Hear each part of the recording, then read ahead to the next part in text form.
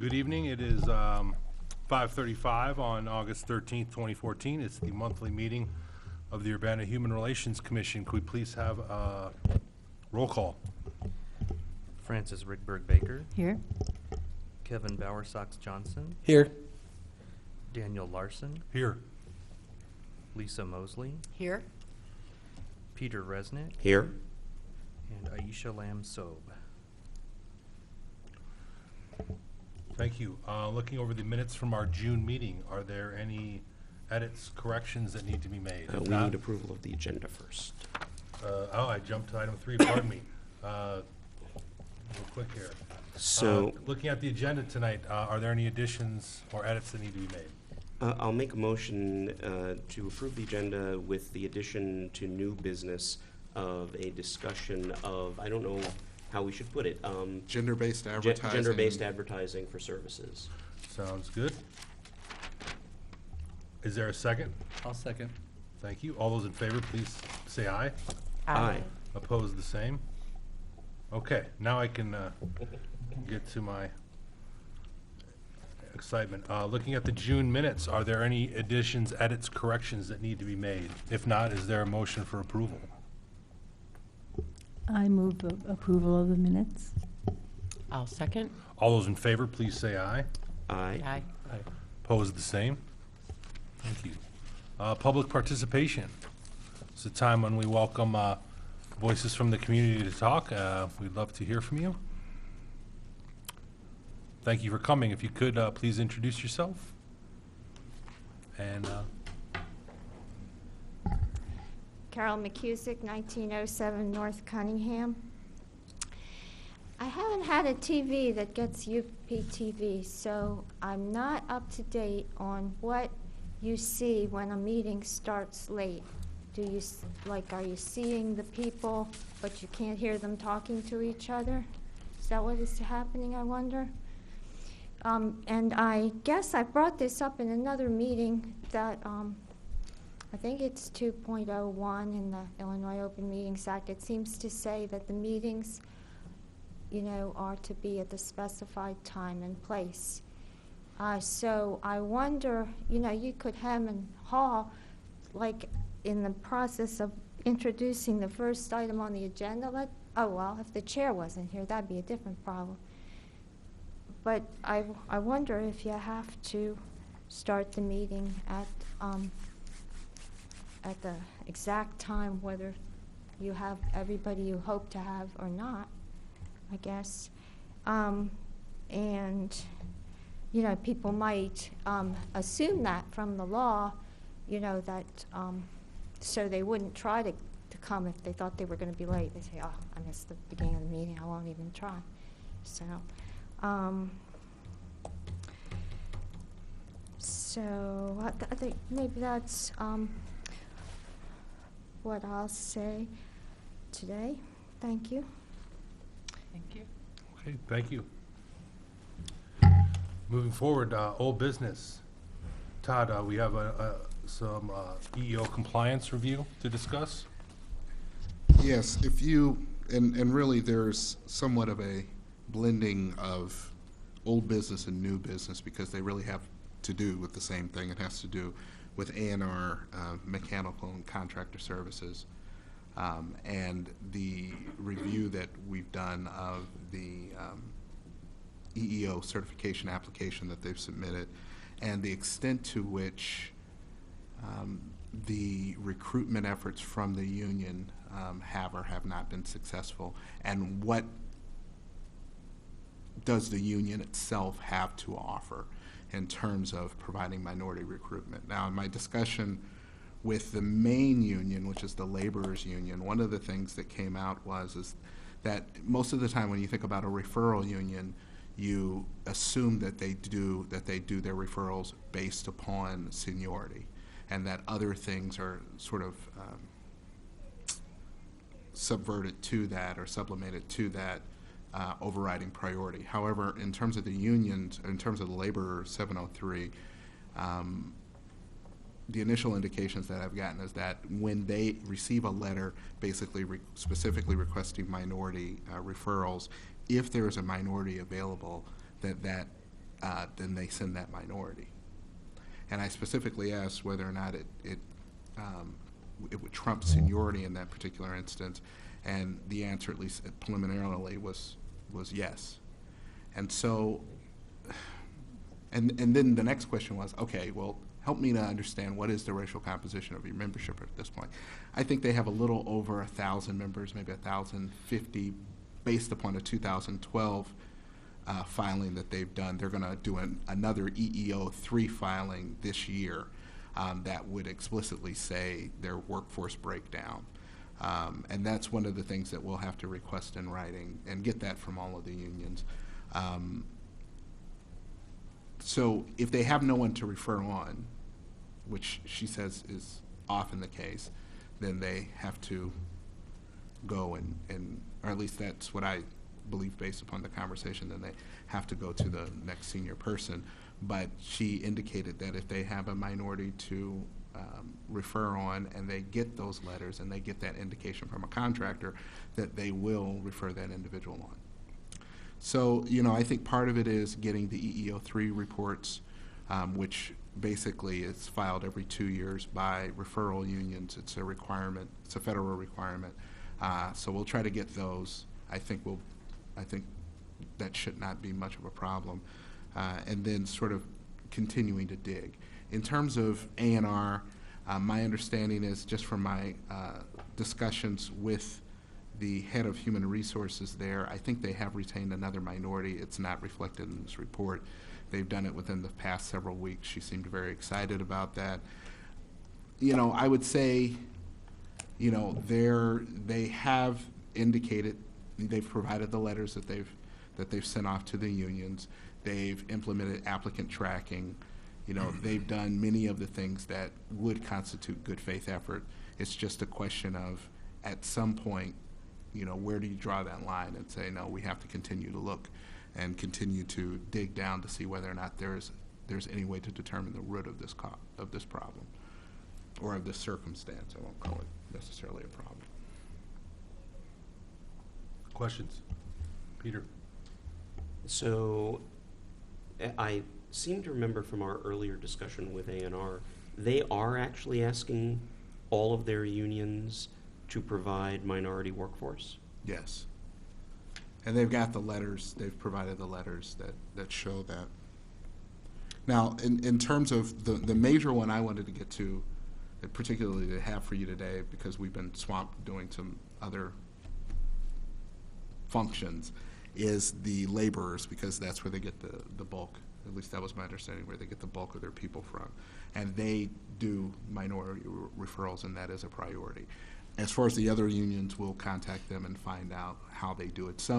I know it's different based upon the union that you belong to. Fran, question? Yeah. This particular union, this is the one that provides labor to A&R, is that? Yes. That's correct. And what are they a local of? Do you know what they're? It's the laborers local union 703. So I know they have an international name. Yeah, I was wondering what they are. Did you inquire at all about their female members, whether they have any? No, once we get the EEO3, once I found out that I needed to get the EEO3, I just sort of stopped that and said, okay, I'll send a written request. And then if we're not able to get it through that, then we'll just FOIA the EEOC, and we should be able to get it through there. Because the EEOC is the agency that actually collects all of this data. At least that's my understanding. Kevin? It's my understanding then that if a request specifically for a person who is a part of a minority status is requested, that person takes priority.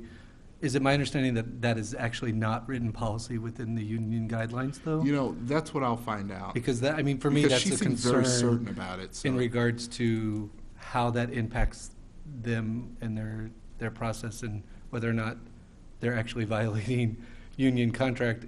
I would like to see that, but I would also be concerned if it's not policy and it's only practice. Right. That's a pretty serious one. Peter? I will point out that if they don't provide you with the statistics directly, that's a violation of our ordinance Right. of Section 209. So you might want to let them know that Yes. if they Although, start to get As touchy I, about as it. I, as I think about those potential violations, I always think about the penalty and, Right. What- There's what- not a whole lot. yeah, and so, Of teeth, and so but- my mind automatically went to, okay, let's just get it from the source. Yeah. That- Or the teeth are really big if we start to invoke the real teeth. And that is Um, the Laborers International Union of North America. Okay. LIONA. Are they AFL-CIO? Oh, that's a wonderful question. I don't know. Are they? I'm sorry. AFL-CIO. Are they a member? Another thing is that it can't be news to the labor movement, of which I'm a strong supporter, by the way, that this sort of phenomenon that we're seeing here, that it might be difficult for a contractor to be successful because of problems with their profile and their ability to employ the desirable number of minorities and so on, that if this has something to do with the union, intentionally or unintentionally, it's a phenomenon that then involves the union in the same way, and this cannot be something new. And I'm kind of curious about how unions in general have responded to this, and how it's affected their policy, if it has. So one thing I can tell you is there's a whole sort of line of cases, of EEOC cases, that have been brought by individuals of different minority status or other protected class status against unions, particularly against referral unions. And then there are some class actions that have been filed by the EEOC against referral unions also. So there are a line of cases, and I can sort of do some briefing so that you all can have some background on that. I'd like to add that, I mean, the labor movement's in enough of a place that I'm sure that they don't want to have this used as an excuse to go outside the union in the labor movement. Todd, when you said that a majority of their staff are recruited through the union, can you give us a percent? And in regards to the staff that would be a part of the contract that they're doing for us, what percent would be recruited through the union versus in-house Well, I think recruiting? that was one of the questions we had, and if I'm recalling correctly, there are two specific companies here Right. that are under the same banner. And one of those companies, I believe it's Contractors, is essentially sort of all Okay. unionized. I mean, there are some, I would imagine there are some supervisory staff, but it's essentially all union. And the other one is more administrative in nature. At least that's my understanding, but I'll get that clarified. And what is being new, I have a couple of questions in regards to what is the, I don't know, consequence of approving one and not the other? Well, then whatever service that individual provides or that individual company provides, because they're two different legal entities, even though they're under the same umbrella, we would just not have access to that as the city. And in the So, past, yeah, I should explain. No, One of them I get it. provides sort of more contractor construction services. The other one provides like maintenance, repair type of Okay. HVAC, that type of thing, here in the building. and is there at all precedence for conditional approval in regards to, these are the efforts that we would like to see made based on the restrictions placed upon you from what we've read? So our procedures, generally what we end up doing is we either approve for 2 years that they can contract with the city, or for either 6 months or 1 year, we do review. And, we say that we're going to come back in a year and ask you these same questions, or we're going to come back in 6 months and ask you these same questions. I don't think we've had a case yet where we have actually said that they have not made a good faith effort, and therefore that the contract would be voided. And this is, I think, why Todd was pointing out the ordinance in question the teeth are either very small or very big. We either can say, please do more, or we can say, you are in breach of contract. And that would be we would have to really mean it if we wanted to go down that path. So yeah, so the 6-month approval is in effect. We're giving you 6 months to contract with the city, but we're going to want more information and to see more next time. And that's the 6 month, when you say 6 month is in effect, that is in effect with this specific company right now? Last time with A&R, yeah, we gave them 6 months, so they're back up in front of us for another 6 months, so that we can see where they're at. Thank you. And to address our earlier question, Fran, they disaffiliated from AFL-CIO in 2006, but rejoined in 2010. So my understanding is currently they are a part of AFL-CIO. Any other questions for Todd? Then it feels like it's natural then to talk about, or do we need to talk more about union membership demographics and new business? No, I think I covered everything I had to cover there. And I guess I want to get a sense from the commission, do we want to sort of put A&R's approval on hold another month pending some more review, or do we want to give some type of provisional certification with the understanding that we're going to continue to review the union side of things? Is there any more we can actually do or expect from A&R? Except different numbers, but I mean in terms of their right, good faith efforts. They're going to have slightly different numbers now. In terms of the information that they provided, again, I can go back to them and check again. I think they provided what they feel is demonstrated or documented good faith efforts. Peter. And I think going along the same lines with Fran, we've already gotten information that they are making specific requests to the union to provide them a diverse workforce. We're not going to see any particular improvement on that end until the union starts going.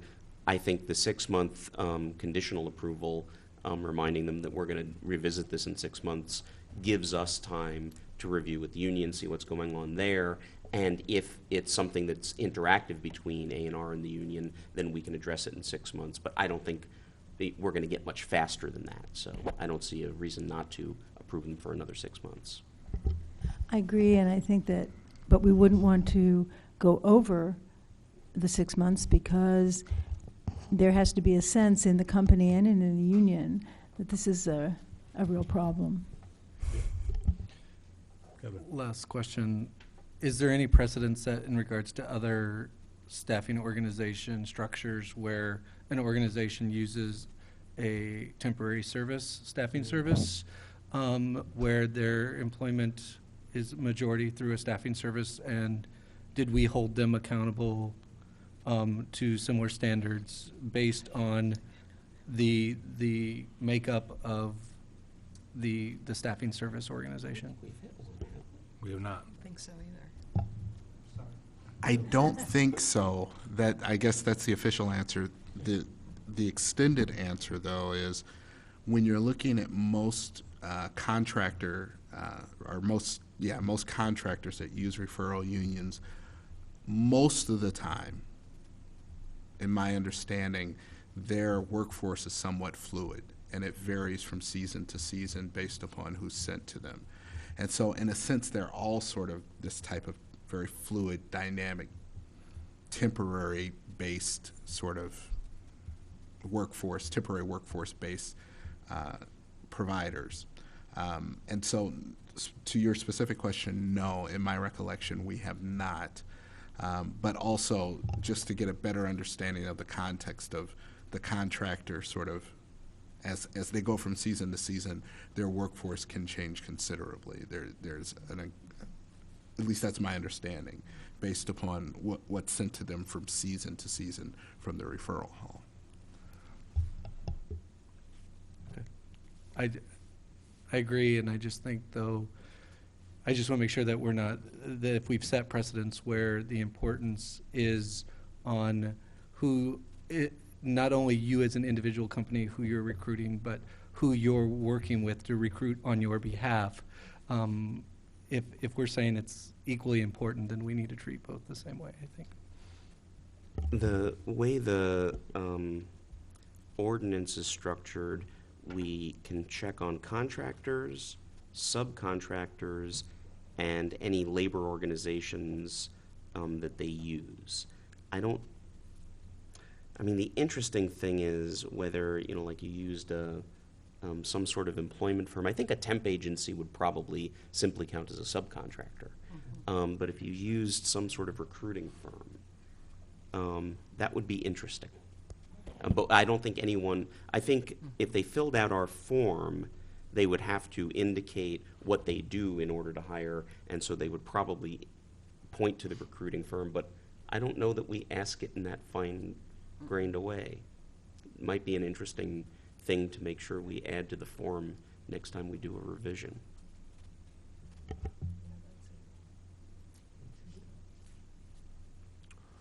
All right, Todd, other item of new business? Again, so there's been an issue that's sort of been floating around, and finally got around to doing some follow-up on it, and it has to do with gender-based advertising, specifically where, for instance, in beauty salons and cosmetology and barbershops, where much of the services are advertised based upon an individual's gender. And whether or not and in what circumstances would that gender-based advertising be a violation of the existing ordinance? And if it is a violation, what's the appropriate way to handle it? And the reason I wanted to put this on the agenda is because one of the most effective ways, and I was telling Commissioner Resnick this earlier today, that I found to convey to businesses sort of the importance of some of these issues as staff is to bring along a commission member with me who is passionate about the issue, and sort of allow there to be some give and take and encourage the give and take between staff, the commissioner, and the business, so that everyone's interest can be sufficiently represented. Certainly as staff, I can say to the business, the commission is very concerned about this, but there's nothing that conveys it as well as a impassioned commissioner. And so I guess one of the reasons I wanted to bring this up is sort of a proposal that in these discussions with these particular businesses, particularly regarding gender-based advertising. So for example, if a beauty salon, hypothetically, advertises that men's cuts are a specific price and women's cuts are a specific price, that at least arguably could be a violation of the ordinance. There are some who would say that it is a per se violation, and others like me who would say it just depends on the wording and exactly how it's used. But regardless, it certainly violates the spirit of the ordinance. And the question is whether or not there is a reasonable way to sort of adjust the advertising so that there is not so that there's not a question. And perhaps you even make the advertising more accurate. And so I guess my proposal to the commission is, can we assign someone to sort of attend or to be as part of these conversations with me, so that as I'm sort of trying to convey things, the commission's viewpoint is adequately represented. I would love to be a part of those conversations. I was hoping. All right, that's great. I do have a question about this, the way this is framed. Seems to me it's not the advertising that's the problem, it's the pricing. I mean, if you have Wednesdays, women can come in and have a special for their oil change, and Thursdays men can, and you charge them the same, that might not be the best thing in the world, but it's not a human rights violation. Right. Well, and I would say this in terms Ladies' of entrance. in some of those cases where it is based upon the advertising, if you read the ordinance strictly, right, strictly speaking, the ordinance addresses advertising that is based upon that treats indicates that people will be treated differently based upon their protected class status. That is a violation of the ordinance. And so I'll let Commissioner Resnick. Peter, pardon me. No, it's quite all right. So a couple of things. There is an exception that you can discriminate to reverse traditional discriminations. But even the advertising I worry about because, A, it can discourage certain people from participating in certain businesses if they feel like, for instance, it's meant for a woman, or it can also be an issue, I think, where the example I used with Todd earlier was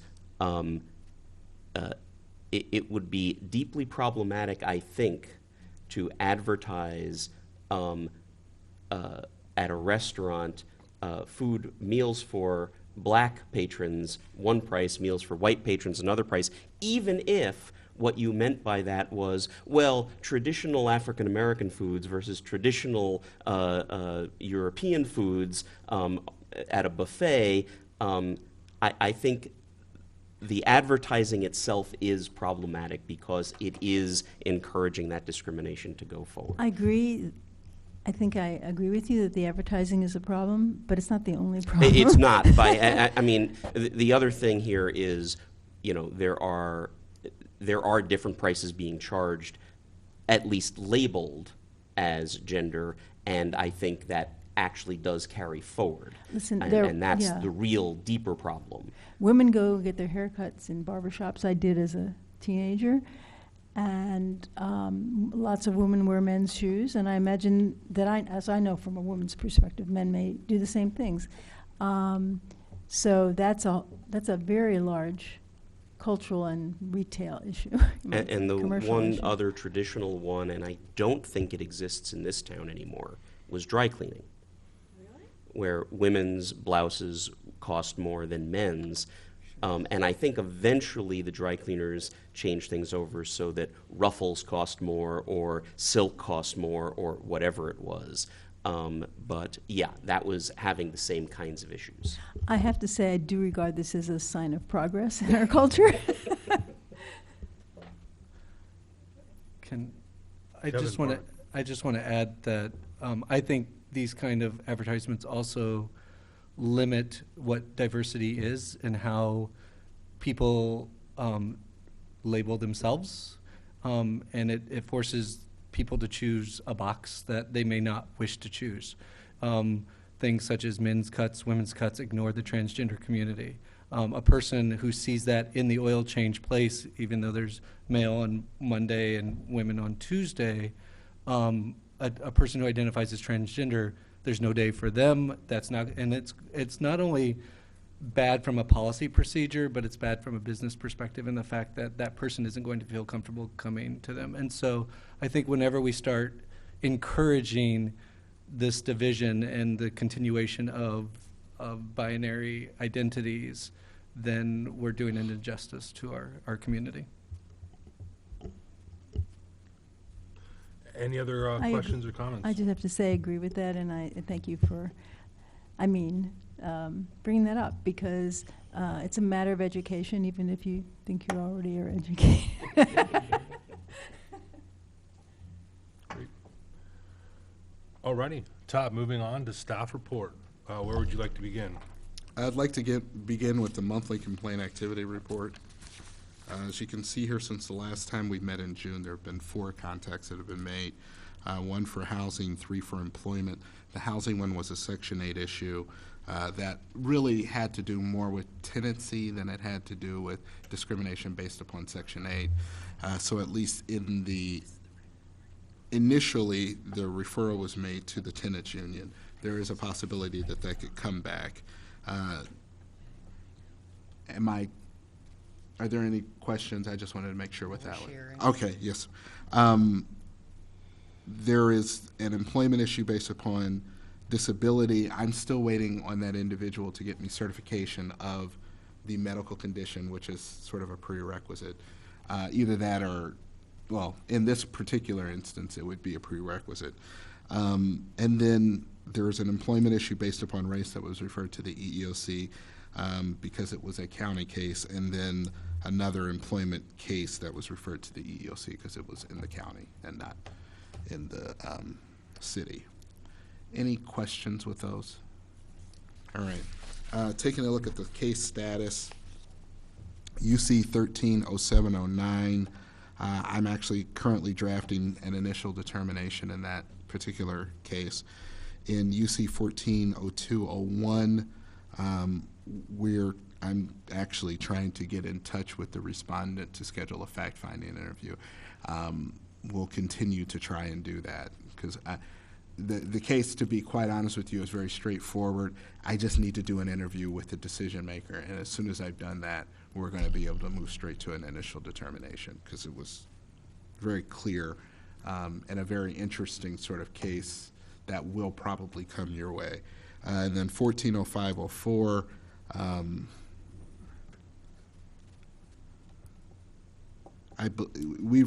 we're currently reviewing the initial response, and based upon the initial response, I'm sort of determining sort of whether or not that case can move forward because the initial response contained information that sort of challenges the underlying basis for the case. So we'll see how that goes. And if I determine at that point that there is no case, they still have the opportunity to come and appeal to the General Commission. The other thing I wanted to mention is there was an earlier case that was slated for public hearing. It's been a few months now, and to be quite honest, the case, even though there's been a settlement in the case, there's still some uncertainty about sort of the final settlement, not in terms of the terms, but in terms of satisfaction of those terms. And so I've got calls into the attorneys, and I will continue to call until I can get some type of definitive answer that the case is done. And when the case is done, we'll send it to Hearing Officer Jackson for that final order. Sure. Two quick ones, I hope. For the two employment cases that are currently in the hopper, are either or both of them the sorts of cases that we would try to use the new procedures for? Yeah, that's a great question. I think 130709, am I saying that correctly? Yep. Yes. That one actually is 140201 is really interesting.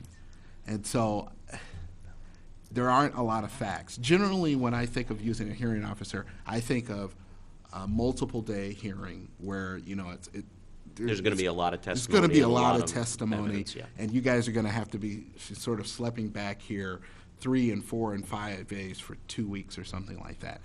In this case, in terms of relevant testimony, there isn't really a lot to it. There may be other things that are brought in by the various parties, but there's not a lot to it. So I think we would probably have a discussion prior to assigning that case, and I would basically come to you with some of the basics of the case and say, is this something you want to just hear as a commission, or is this something, and I'll certainly consult with legal too, just to get their take on how long the testimony or the actual case would take prior to doing that. But it's just an interesting one. The other question I had for the case that is hopefully finally going to be dismissed, do we need to, as a commission, send a reminder that we could still take the case up to hearing even if this settlement is supposedly in place because it is the city of Urbana versus this respondent? Quite honestly, I think if that happened, it would cause more it would just hardship cause more, for the it would just cause more for the problems. complainant. So, but I mean, that's certainly your prerogative. to do I'm just wondering if we need to unwedge them in some way by reminding them that there is this horrible possibility. I think there are times when attorneys, when they're working on cases, are not particularly fast. I tried to say that as deadpan as I could, and I just think that it has to do with everyone sort of, because there are a lot of moving parts, everyone sort of being able to sign off on their moving parts, saying, okay, this is done, and the sequence with which that happens. Because there was even a question at some point, she had, come in and done the conditional withdrawal, and we had sent it out, and then there was, well, we don't have the withdrawal, so we sent it again. And so, I mean, it's just a matter of getting all the parts aligned and done, and then. It might be useful to just remind Hearing Officer Jackson that this possibility is available, and the commission asked about it if he wants to use that as leverage with the attorneys. Sure, I will contact him and let him know that. Because I'm sure he has no problem issuing that directive. Any other questions on those cases? Any questions on the budget? There have been no changes since June. Nope. Any other questions for me as staff? I want to make sure that I'm addressing. We haven't done the video approvals yet. Oh, thank you. So please take a look at the EEO approvals. And I'm happy to entertain any questions.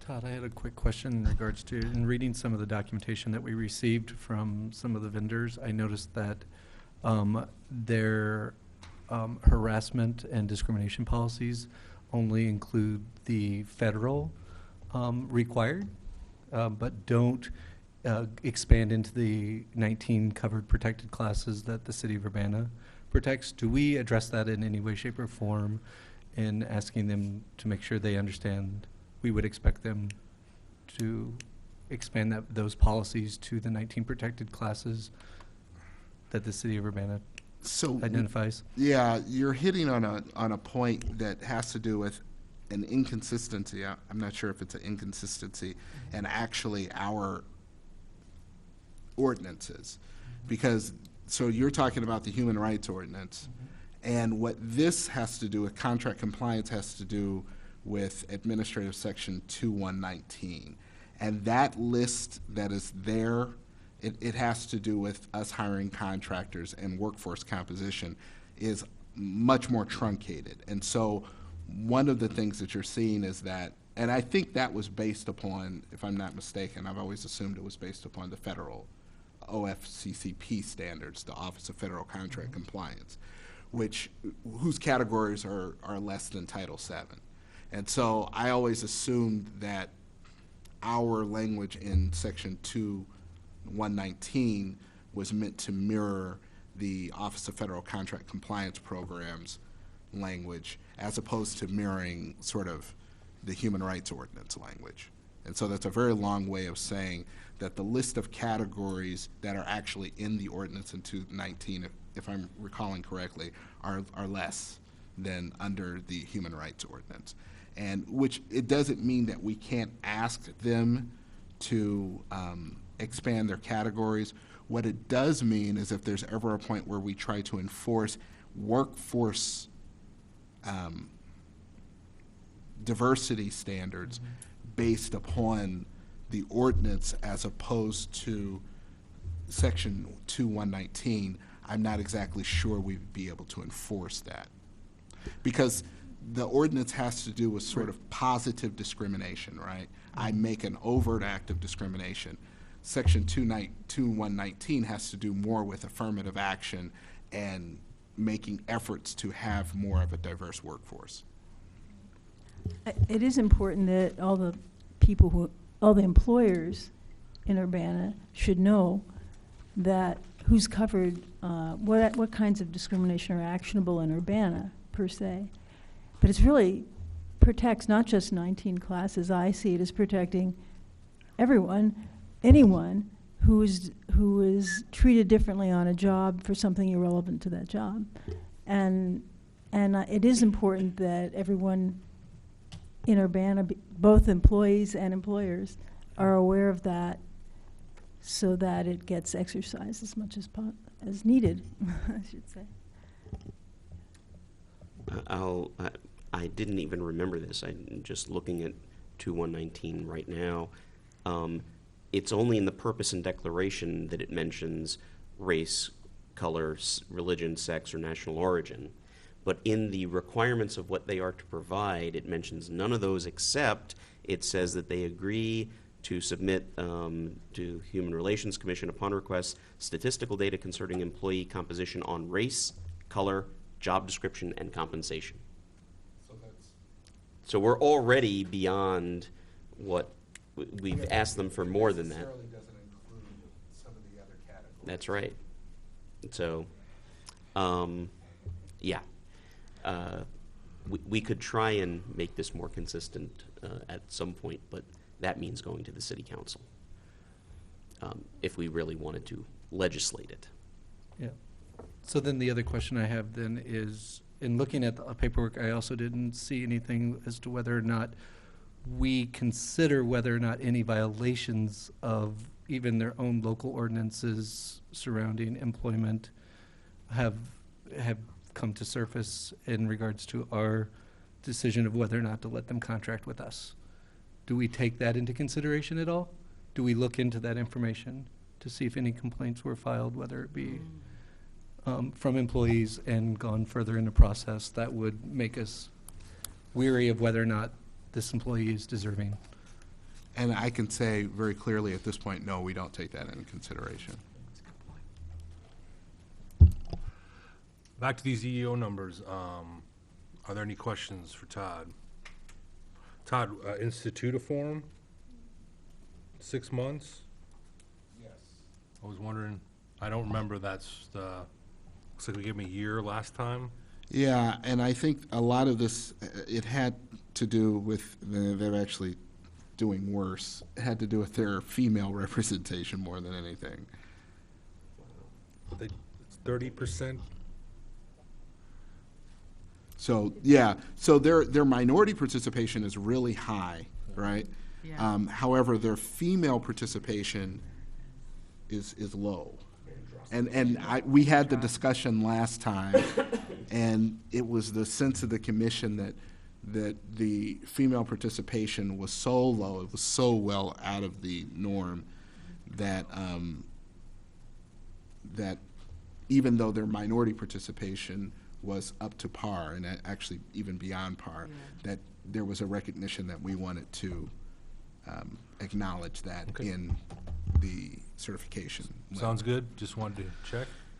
Are there any comments, questions? And Hooer Construction, your recommendation went up to 1 year. They increased total population by 10, but dropped African-American participation. Oh, no, identical African-American, went up a couple of women, And Native Americans. and Native Americans. Okay, so they went up 8.6%, even though their population went up 30%. Right. Gotcha. And I think it's pronounced hair, if I'm not Hair? mistaken. Looks like a nice German name that probably has a good throaty sound to it. I made the mistake of pronouncing it phonetically with the company representative. And you were corrected? Yes, Yeah, okay. and so I'll remember that forever.